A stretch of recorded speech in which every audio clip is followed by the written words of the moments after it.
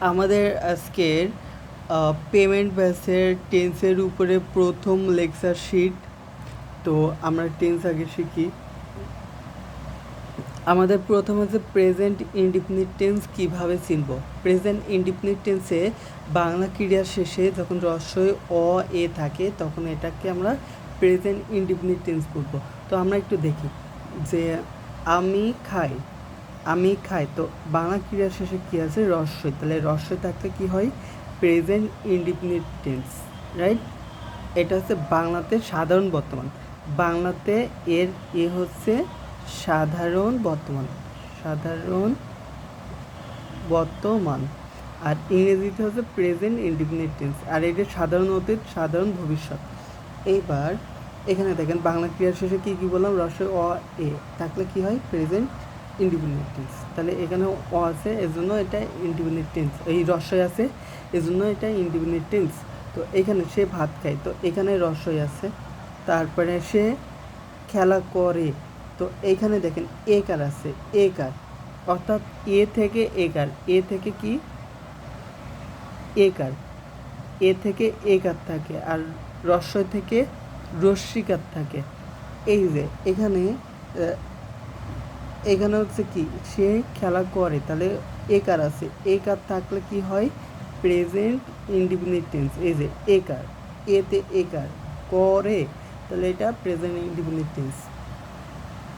এবার তুমি বই পড়ো, তুমি বই পড়ো, পড়ো ও, মানে এই অ উচ্চারণ হচ্ছে কিনা? পড়ো, পড়ো। তো তুমি বই পড়ো বললে এটা হচ্ছে প্রেজেন্ট ইনডিফিনিট টেন্স। এবার আরও একটা উদাহরণ যদি বলি যে আমি আমি পড়ি, আমি পড়ি যদি বলি, পড়ি, তো এই দেখেন পড় রস্যিকার, বাংলা ক্রিয়ার শেষে, বাংলা ক্রিয়ার শেষে অ এ, তারপরে হচ্ছে অ এ রস্বই থাকলে, তো দেখেন রস্বইতে রস্যিকার, এই রস্যিকার থাকলেও প্রেজেন্ট ইনডিফিনিট টেন্স হবে, রাইট? আর প্রেজেন্ট ইনডিফিনিট টেন্সে কী থাকে? Subject plus verb plus object, এর আবার ভি অন হয়, ঠিক আছে? এবার আমরা এবার পাস্ট টেন্সে যাই। পাস্ট টেন্সে পাস্ট ইনডিফিনিট, পাস্ট ইনডিফিনিটে কি বাংলা ক্রিয়ার শেষে ল, লে, লাম থাকে। তাহলে দেখেন আমি খেলাম, লাম আছে, লাম থাকলে কি? Past indefinite tense.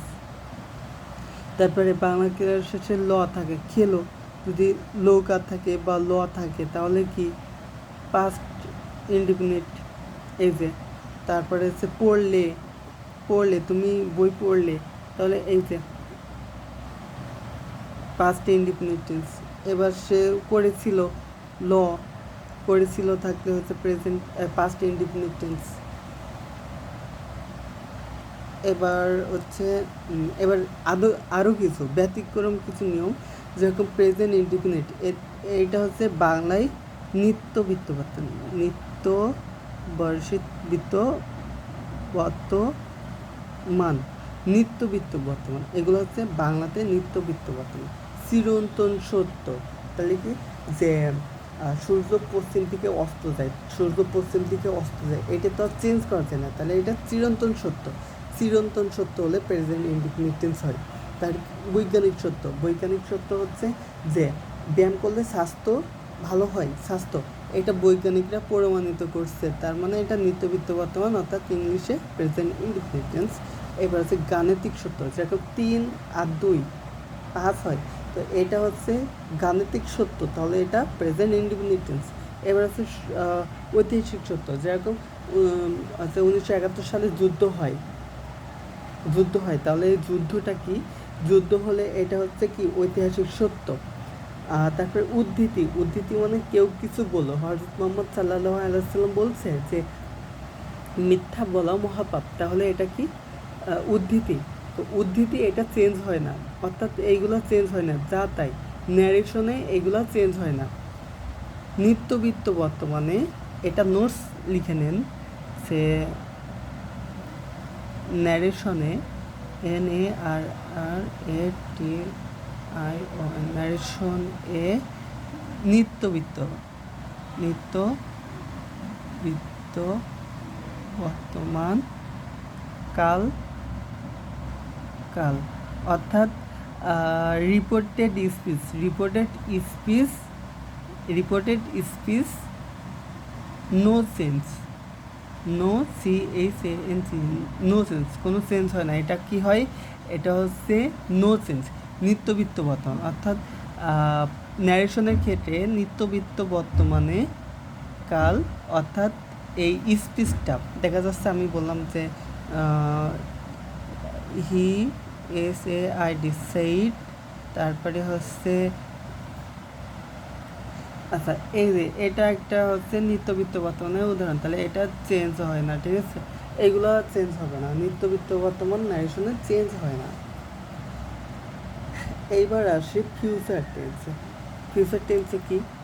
ফিউচার টেন্সে হলো যে তাহলে আমি খাবো, যাব, এইগুলা ফিউচার টেন্সে। এবার আপনারা কি করবেন, তাই তো?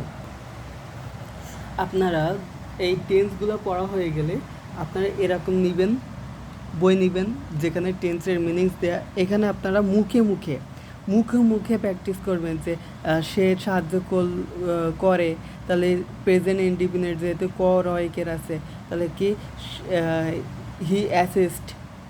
হ্যাঁ, এইভাবে আপনারা প্র্যাকটিস করে যাবেন, শুধু মুখে প্র্যাকটিস করে যাবেন। কারণ আমি মুখে প্র্যাকটিস করতে বলছি এজন্য, আপনারা যখন বাংলা শিখছেন, লেখা শিখছেন, তখন আগে লেখা শিখছেন নাকি মুখে বলা শিখছেন? অবশ্যই মুখে বলা শিখছেন। এজন্য আমাদের আগে ইংলিশ একটা ভাষা, তো ইংলিশটা আমাদের মুখে বলা শিখতে হবে। ওকে, আজকে এই পর্যন্ত। প্রেজেন্ট অর্থাৎ টেন্সের ক্লাসের প্রথম পার্ট বা প্রথম ক্লাস।